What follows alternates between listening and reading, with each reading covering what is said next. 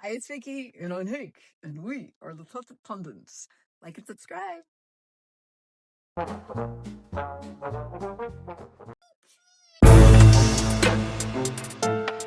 Hey, so today in odd news. All right, what you got? Okay, so in Illinois, 175-pound Norbert the Pig did the unthinkable. What did he do? Well, he pushed a skateboard 10 meters. He pushed his skateboard 10 meters, and that's unthinkable. Well, yeah, he did in 11.32 seconds, and he made it into the Guinness Book of World Records. Oh, congratulations, Nora the Pig. That's not what they call him. What do you mean? He is the nicknamed now the Tony Clerk. Tony Park, yeah, from skateboarder Tony's Hawk. Yeah, it's great. Okay, how did they know he could do that? Oh, well, his owner, Vincent Darren, anyway, he had an old skateboard and he put it on the ground and then he put unsalted peanuts on it. And within 15 minutes, Norbert the Pig, or should I say Tony Torque, okay, he was on the skateboard. Oh, yeah. So he loves this, he loves doing it, and it's an amazing thing. Well, congratulations, Nor the Pig, Tony Torque. Tony Pork. Yeah. Oh, here's a second story. Okay, what is your second story? Okay, so there's like hard liquor. What? There's like hard liquor. Well, you're a bear, do you? Sure, I do. I like to go around and sniff at distilleries, especially if they have huckleberry vodka. What's the big thing of huckleberry vodka? We like berries. Oh, okay. Yeah. So there was a bear. He was running around Montana, okay? And he was going through the town. He got to a distillery. He stops. He sniffed around the outdoor area, the outdoor patio of the distillery, okay? Where they make huckleberry vodka, okay? And, yeah, he checked it out, gave himself the self-guided tour, and then he left across the street, and that's all that happened. Did he get the huckleberry vodka? No. But did he want some? Yes. I don't know that either. Hank! Yeah. It's odd. Oh my gosh, that's great. See you later. Well, hello. It is Destiny with reality. And we're going to talk about Salt Lake City. Right. Okay, this is a good episode. It really good. It ended with the cliffhanger. It certainly did. Oh, but it starts off first. I gotta say, with Mary and Angie needing to talk, right? And Heather is talking with Angie, and they're like, "We gotta get all this in sync, right? With Lisa and Mary and stuff like that." But Angie and Mary have a great relationship. They do. Mary is very sensitive, so if you come against her in any way, she's gonna just put those walls up. Absolutely, and so she does. But Angie and Mary do talk, and they sort it out, which is an amazing thing. Yes, it is. But I gotta say, Bronwyn and her husband Todd, weird. And I just, I can hardly get to the scene because I'm so uncomfortable. He could barely tolerate her. That's what it seems like. Like, what is going on with it? I have no idea, but it's very, yeah, very unsettling. For sure.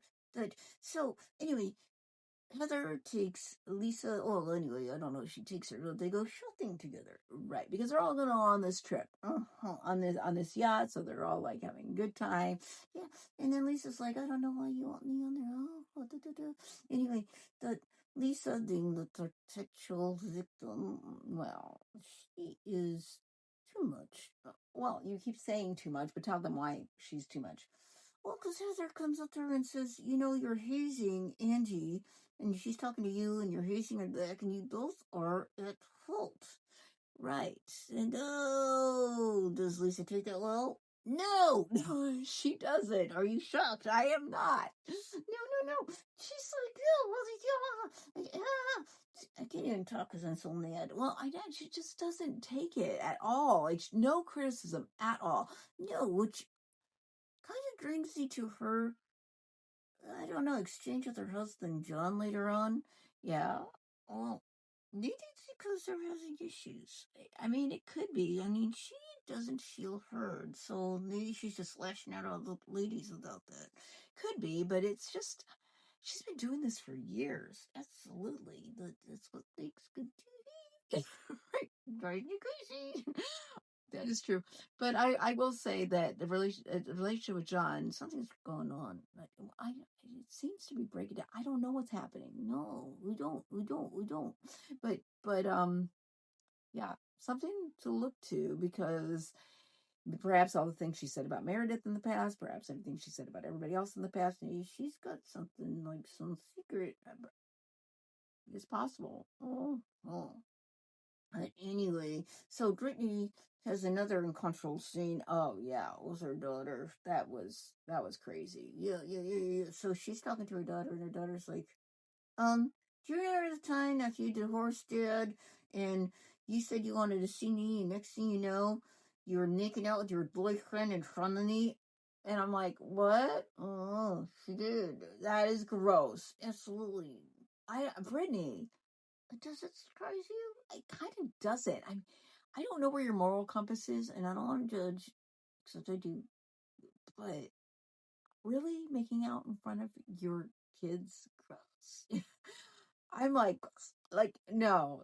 So you want to know why your daughter doesn't want anything to do with you? And there you go. There you go. Brittany, seriously. Anyway, it's a lot. Anyway, Heather then talks to Meredith. They're going up the trail.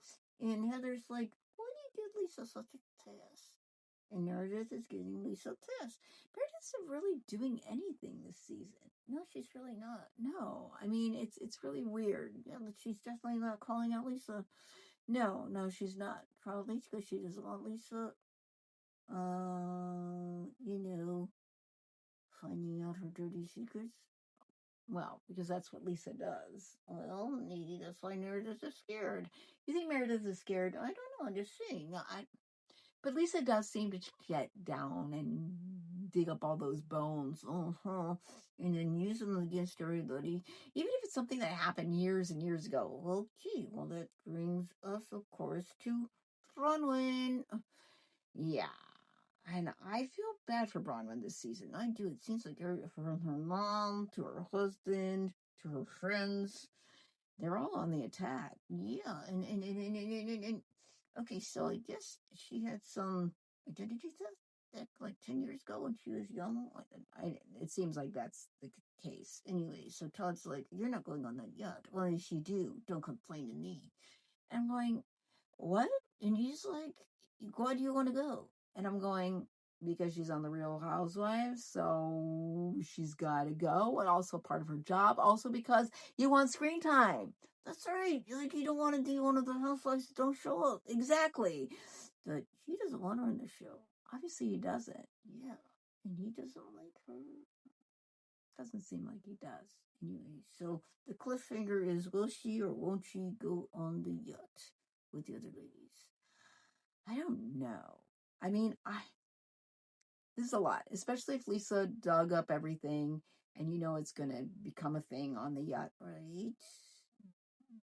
But if she goes, then she is the one that is able to defend herself in front of all the other ladies, right? But Todd, isn't going to be happy. Is he a man you want to cross? I don't think so. I don't know. So, he's got a lot to think about. Anyway, so that's Real Housewives of Salt Lake City, and we'll see you later. Hola! It is Tenerity with Must See, and we are going to talk about Stephen King's It, Chapter 1, Chapter 2. Yes. Yes, we are. Okay, what do you think? Okay, so It Chapter, okay, first of all, I got to talk about the books. Oh, It, yeah, yes. Okay, my favorite Stephen King book of all times. Right, why was it? Because I love the concept that it was whatever you were afraid of. So it would appear to you in whatever your deepest fear was. So it could appear to you as, oh, no, polar bear. Why are you afraid of polar bears? They're not even in the Antarctic. Doesn't matter though, it's skinny. Okay, I got it. So, but it could appear to you whatever your fear was. And I thought, whoa, that is freaky, because it totally changes for each and every one. Very personal. Oh, cool. that it kind of changed to Pennywise the clown. Well, yeah, but I get it though, because Pennywise became such a cult figure, kind of like Jason Voorhees, even though you know that in Friday the 13th, it was really the mom that did the first killing of all the camp counselors. But then Jason Voorhees became kind of the symbol of it. So Pennywise the clown became the symbol of it. Okay, yes. But I thought it chapter 1, just like the book, okay, was fantastic. Like the kids, the chemistry off the charts. Fantastic. And very well acted. Super well acted. The kids were amazing. And they bonded together and you just felt exactly what they were going through and their fears too. Yes, I think that was good. In chapter 2, what's seeing it in succession and everything kind of gave me the feeling like the book too, because the book, that whole spider thing, oh, not so good. Did you like the Tim Curry one though? Oh, the miniseries back in the 80s? Did you like it? No, because I love the book so much. It was hard for me to like it. Like, what do you think? No. But over time, because I love Tim Curry so much, I have grown to like it more. Okay, but there was a lot of changes from the book. But I will say that it chapter 2 just cheesy. There's no spider. Well, he did actually. Pennywise kind of became a spider, so they kind of kept that in. But I Stephen King doesn't end his novels very well. Oh, what do you think of Pet Cemetery? Oh, yeah, Pet Cemetery was ended really, really well. Okay, so you can't say that about everything. No, I can't. No, I can't. And even The Shining, I thought was a good ending. But Tommy Knockers. Okay, there's a bunch of. All right, so not all of Stephen King's films or books, I should say, ended wrong. But I don't know how filmmakers can go with it, because the ending in itself, I don't know how you could make it better than the book, because honestly, the ending wasn't that great in the book. The ending of the first part, when the kids are getting older and they were in the case and all that stuff happening between the kids, yeah, that was disgusting. And Stephen King, you may need to check some things up here, because that was not okay. No. When did you read that? I read that as a very young adult. I'm saying I wasn't even 21 when it came out. And I read it, and that was really disturbing back then. But even now, so well, yeah, even now more so. But anyway, I will say that, is it a must see though? I mean, in both together, I would say, even though the second part not as good as the first part, it's still a must see. A must see. Yes, this is the one must see. Must see.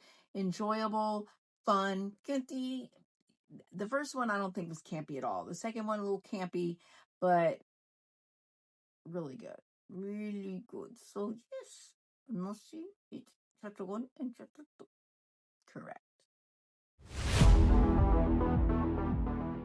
Well, howdy. It is Nardy the News for trending news for you. You know what I hate? No. Are you sure? Because I hate people that live off of other people. Leeches. Renoras. You know what I'm saying? Oh, succubuses. Succubuses. And that is Kevin Federline. Oh, yes. He wrote this new, oh, it's like a memoir. It is, you thought you knew. Well, that his ex-wife Britney Spears coming out right at the same time that he is losing his child support. Yes, he wants more money. You think? I think. Oh, yeah, that could answer to multi-millionaire because you married right. Oh, yes. You say women do it, but you did it. So there you go. You are nothing. It is very sad that you would live off your ex-wife's money. And the thing is that if any of it was true, it doesn't even matter, because that's the mom of your kids. And they're going to have the stuff out there about her. Who does that? Kevin Federline. Kevin Federline does. So you're trending. But you're not trending in the right way. No. And I hope your book fails. Well, it was already failing, so yay. I heard they're going to pick it up, though, for the movies. That's not going to work for him either. No, and we're happy about that. That's a smile on my face. Because you're a leech. And even though I was never, I mean, I like Britney Spears, but I was a little older than her, so you weren't into it that much. I was into it, but I wasn't that into it. I still can say she's been taken advantage by a lot of people. And you, Kevin Federline, the father of her kids, that's despicable. It's gross. So gross. And you know what? I hope you live with that in the way you should live. Mm-hmm.